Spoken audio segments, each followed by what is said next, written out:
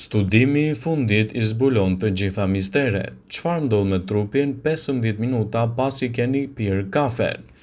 Kafeina është një nga stimuluesit më të përdorur në botë. Kafeina shpalos vlerat e saj 15 deri në 20 minuta pasi futet në organizëm. Sipas të dhënave, efektet e saj zgjasen zakonisht 8 deri në 14 orë në varësi të gjinisë, peshës dhe moshës. Sipas ekspertëve, një sasi prej 250 mg kafeinë në ditë përmirëson përqendrimin, largon stresin dhe ulë riskun e sëmundjeve në zemër.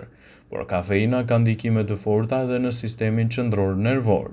Kafeina imiton një transmetues nervor që prodhohet gjatë ditës.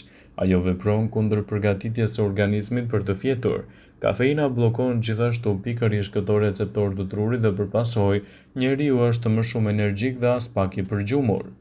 Ekspertët këshillojnë që të mos pini më shumë se 2 filxhan kafe në ditë, sidomos kafen e fundit nuk duhet ta pini të paktën 5 orë përpara se të shkoni për të fjetur.